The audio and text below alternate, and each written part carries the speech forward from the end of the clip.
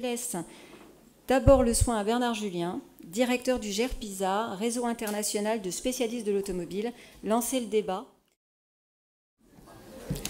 Bonsoir à tous. Donc moi j'ai prévu une mise en perspective des questions que pose la mobilité, à la fois stratégiquement pour les acteurs des différents business qui peuvent y être intéressés, et puis sur un plan plus politique pour l'acteur public qui a à prendre position dans tout cela et dont on attend beaucoup en termes de coordination de ce qui pourrait se passer.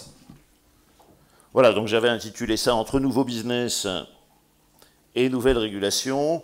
Et en fait, ça correspond à des travaux qu'on conduit au GERPISA autour d'une hypothèse qu'on a formée il y a un certain nombre d'années qui s'appelle l'hypothèse de la seconde révolution automobile, la première ayant été l'avènement de l'automobile. Et l'idée, c'est qu'au fond, il y a des raisons majeures que tout cela change, que j'énumère ici, qui sont évidemment les exigences environnementales, qui sont la montée en puissance des nouveaux marchés et le basculement du monde vers un pôle asiatique, entre autres, qui sont l'émergence des nouvelles chaînes de valeur, et là on est plus directement dans le sujet, et puis qui sont le retour d'un acteur qui a toujours été là au fond, mais qu'on avait eu tendance à oublier un petit peu à mesure que le système se stabilisait, qui est l'acteur public. La mobilité bouscule les constructeurs automobiles, on l'a bien compris, dans leur statut hégémonique de vendeurs de voitures.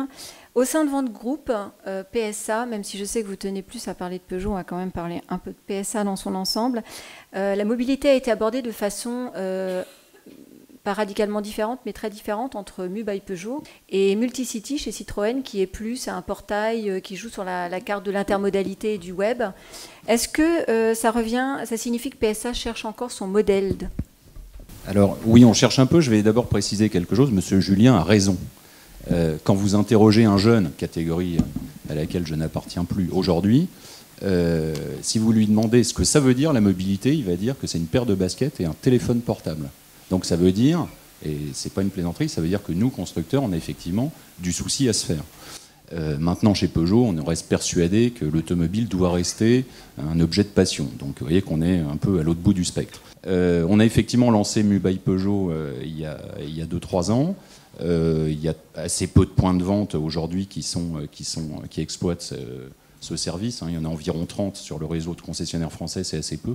On va quand même essayer de relancer ça à grande échelle parce qu'on reste persuadé que la mobilité, c'est non seulement pouvoir prendre un vélo à assistance électrique, on en parlait tout à l'heure, quand vous laissez votre véhicule pour une opération d'après-vente, mais c'est aussi louer un cabriolet pour le week-end parce que vous avez un mariage, ou louer un grand monospace pour partir en week-end avec des copains. Citroën a pris une autre voie, ils ont plutôt été assembleurs de effectivement tout ce qui pouvait se rapporter à la mobilité, que ce soit des téléchargements de mise à jour GPS ou pouvoir réserver un billet de train ou une conciergerie. Donc on a deux visions différentes et donc c'est à nous de prendre tous les trains en marche, même si c'est un peu compliqué. Alors, Marc Boré, vous êtes loueur, a priori acteur légitime de la mobilité, s'il en est. Face aux particuliers aujourd'hui qui se louent des voitures entre eux, je pense à Buscar, Autolib, qui est quand même un succès, je pense, quantifiable et surtout de notoriété, et toutes les autres formes d'autopartage public qui se développent. Comment est-ce que vous sentez évoluer votre métier de loueur ? Alors, nous, donc Rent-A-Car, nous sommes déjà, par définition, comme vous l'avez justement dit, un loueur de proximité. Il est clair que l'autopartage, que ce soit dans le B2B ou que ce soit dans le B2C, va changer probablement les donnes. Alors, c'est vrai qu'en plus de ça, l'autopartage aujourd'hui, on n'en connaît pas très très bien les limites, puisqu'on a à la fois des associations effectivement qui font de l'autopartage, on a des sociétés commerciales comme Zipcar qui vont mettre des moyens colossaux, on a des sociétés comme Autolib qui sont encore une autre forme d'autopartage, puisque c'est un autopartage dans un cercle, dans une surface, dans un périmètre déterminé, et puis vous avez ce que disait aussi M. Julien, mais ça c'était en aparté avant le débat, l'apparition de la location courte durée en C2C, c'est-à-dire entre particuliers. Buscar, Mobizy, enfin tout un ensemble aussi d'enseignes. Donc Il est vrai que nous, aujourd'hui, en tant qu'acteurs de la location courte durée de proximité, on est confronté à... On voit que le marché va passer, dans les 10 ans qui viennent, de 100 000 véhicules à probablement, on va au minimum doubler, voire tripler. Donc on est confronté effectivement à un univers qui va exploser, mais on ne sait pas encore très bien comment s'y prendre. Éric Grab, pour vous justement, quel rôle peuvent jouer les pouvoirs publics dans l'explosion de cet univers? Alors les pouvoirs publics vont jouer un rôle, et je ferai la distinction entre pouvoir public et secteur public. Vous parlez bien des pouvoirs publics, donc des politiques publiques, des réglementations. Elles vont jouer un rôle croissant. D'ailleurs, c'est déjà le cas aujourd'hui. Je pense que l'innovation en Europe, elle bouge grâce aux réglementations. Je vais essayer de vous donner 3 anecdotes pour à la fois contredire ce que vous dites, enrichir ce que vous dites peut-être, j'espère, et garder quand même beaucoup d'humilité. Parce qu'il y a une chose que j'ai apprise en travaillant en prospective dans le groupe Michelin, c'est qu'on ne sait rien. Hein. On peut imaginer le possible, le champ des possibles, mais pas avec certitude. On ne prédit pas grand-chose. Première anecdote qui a trait à l'innovation frugale, à l'innovation inclusive qu'on trouve aujourd'hui dans les pays émergents, et la reverse innovation dont on apprend beaucoup. On s'aperçoit que des progrès considérables peuvent être faits en matière automobile, en matière d'objets automobiles, en matière de pneumatiques aussi, en regardant ce que font les pays émergents en matière d'innovation. Vous pouvez avoir des véhicules qui ne seront pas du tout les véhicules dont vous parlez aujourd'hui, qui coûtent très cher au foyer, et qui sont des véhicules plaisir, pourrait tout à fait imaginer demain qu'il y a des véhicules objets de mobilité. Deuxième anecdote, sur la Chine. Je faisais le malin devant un professeur chinois il y a quelques années en lui disant « Mais finalement, vous, le car sharing, ça n'existe pas. » Je regardais Shanghai et Pékin, comme tout un chacun qui va en Chine en voyage d'affaires. Il me dit « Venez avec moi dans les villes de tier 3, tier 4, qui sont des villes à quelques millions d'habitants néanmoins, mais enfin, il se passe, c'est des petites villes en Chine. » Et là, je m'aperçois que des quartiers sont en train de s'organiser, et ils me montrent que ça marche, avec des modèles économiques où on dit à une dame, qui est une habitante du quartier, eh bien, vous allez vous gérer pour le quartier l'utilisation du véhicule. C'est-à-dire qu'en fait, ils avaient déjà inventé le car sharing avant que nous l'ayons inventé nous. Troisième petite anecdote, pour répondre de nouveau au pouvoir public, enfin le rôle des pouvoirs publics. Les problèmes auxquels on va être confronté en matière de mobilité, de pollution, de congestion dans les villes, nous obligeront à travailler avec les pouvoirs publics et avec les villes notamment. Donc là-dessus, je ne me fais pas trop d'illusions. Si on ne sait pas coopérer, si on ne sait pas ce que Porter appellerait faire de la share value, vous savez, le Michael Porter, grand pape de la stratégie, qui vous parle de shared value, ça veut dire quoi? Valeur partagée entre le monde privé et le monde public. Et on n'y arrivera pas. Alors vous, Benoît Châtelier, il vous aura fallu uniquement 5 ans pour imposer votre concept d'autopartage privé. Donc là, on parle bien d'autopartage en entreprise. Comment vous avez réussi à convaincre les entreprises?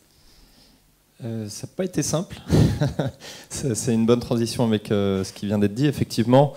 Alors peut-être un petit rappel sur le métier de Carbox. Carbox, c'est un opérateur de mobilité. On a changé même de signature il y a quelques mois. On est passé d'opérateur d'autopartage à opérateur de mobilité. Ça veut tout dire.